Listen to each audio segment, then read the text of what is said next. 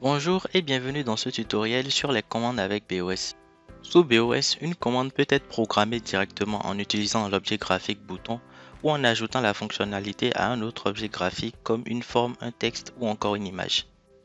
Pour insérer un bouton, il faut se rendre dans l'onglet Dessiner de la barre d'outils puis cliquer sur Bouton. Il faut ensuite dessiner le bouton à l'emplacement souhaité. Une fois le bouton positionné, nous pouvons modifier son apparence et ses fonctionnalités en ouvrant les propriétés de l'objet à partir d'un double-clic sur ce dernier. La zone légende permet d'éditer le texte à afficher sur le bouton. On peut également modifier le style de bouton à partir de la liste déroulante située en bas et à gauche de la fenêtre des propriétés. En cliquant sur Police, on accède à la fenêtre de configuration du texte à afficher sur le bouton. L'option Image permet quant à elle d'ajouter une image de fond à notre bouton. On peut également accéder à des fonctionnalités en plus en cliquant sur Avancer. Nous sommes notamment en mesure, avec ces fonctionnalités, d'aligner automatiquement sur plusieurs lignes une légende trop longue, de définir un formatage automatique en cas d'usage de variables dans la légende ou de griser le bouton dès qu'il est désactivé. Afin de programmer une ou plusieurs commandes sur un bouton, il faut cliquer sur l'option Commande de la propriété des objets. Les commandes peuvent être programmées de plusieurs façons sur BOS. En cliquant sur la liste déroulante nommée Type, on peut choisir d'utiliser du VBScript ou le langage intégré à BOS, mais on peut également configurer une ouverture ou une fermeture d'écran, ou encore effectuer des opérations de set, de reset ou d'inversion sur un tag. Pour les trois dernières opérations mentionnées sur les tags, il suffit de préciser dans le champ vide le nom du tag à manipuler. Dans notre exemple, on indique inverse tag.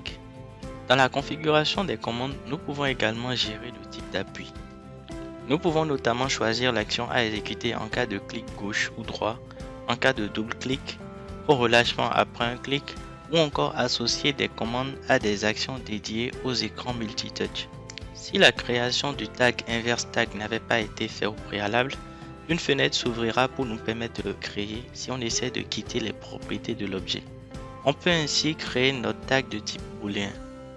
Pour revenir à la configuration du bouton, on clique sur Retour au bouton ou on clique sur le menu déroulant dans le coin supérieur droit de la fenêtre des propriétés, puis on clique sur Bouton. Dans le but d'observer les résultats des tests, nous pouvons afficher sur le bouton la valeur du tag manipulé. Pour cela, il faut inscrire entre deux accolades le nom du tag dans la zone légende. Lorsque la configuration de notre bouton est terminée, nous pouvons fermer la fenêtre des propriétés de l'objet et exécuter afin d'observer les résultats. Le test d'exécution nous permet de bien voir que chaque clic inverse la valeur du tag indiqué dans la configuration. Comme dit précédemment, on peut également programmer les commandes du bouton en passant par le langage VBScript. On peut par exemple intégrer à notre bouton un compteur de clics. Nous avons à cet effet utilisé un tag compteur de type entier créé au préalable auquel on accède dans le langage VB en faisant précéder son nom du symbole $. On peut également associer à différentes actions sur le bouton des commandes de types différents. Nous pouvons par exemple associer à notre bouton doté de compteur une remise à 0 en cas de double-clic. On peut donc dans ce cas sélectionner l'action au double-clic, choisir le type RAZ et préciser le nom du tag de comptage dans le champ vide. Pour les tests, on s'assure de marquer la variable dans la légende du bouton. On remarque bien que chaque clic réalise un comptage et que chaque double-clic réalise une remise à 0. La commande de type langage intégré de BOS permet également d'associer une modification d'un ou plusieurs tags à une action sur le bouton. Pour ce type de programmation de commande, il faut écrire dans une colonne de gauche le nom du tag à modifier et dans la colonne de droite, sur la même ligne, la valeur du tag souhaité après l'action sur le bouton. Pour le comptage, il faut donc préciser à gauche le compteur et à droite compteur plus 1. Dans notre exemple, nous allons mettre un comptage par pas de 2, donc compteur plus 2, juste pour les tests. On remarque ainsi que chaque clic effectue désormais un comptage par pas de 2 et que la remise à 0 s'effectue toujours en cas de double-clic. On peut également associer à des objets graphiques autres que des boutons des commandes en fonction des actions. Nous pouvons en quelque sorte créer nos propres boutons à partir d'autres objets graphiques. Pour cela, il faut dans un premier temps dessiner ou insérer l'objet graphique qui doit réaliser la ou les commandes. Ici par exemple, je rajoute un rectangle avec une légende.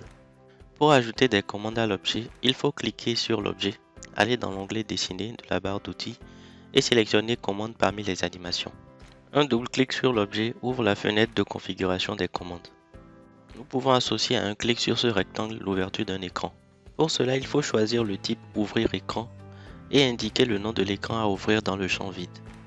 On peut également choisir directement le fichier de l'écran avec un explorateur de fichiers en cliquant sur les trois petits points. Choisissons par exemple d'ouvrir l'écran animation bar graph.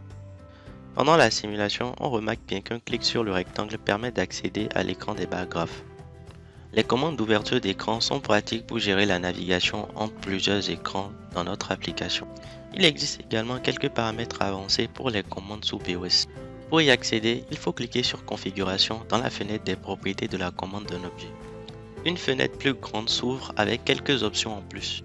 La page qui s'affiche actuellement détaille les fonctions de chacune de ces options qui pourront être testées dans des tutoriels plus avancés. L'option Désactiver permet par exemple de désactiver les commandes et de griser le bouton si l'option est active lorsque le tag entré dans le champ ne vaut pas 0. Ce sera tout pour ce tutoriel que je vous remercie d'avoir suivi. Au revoir et à la prochaine.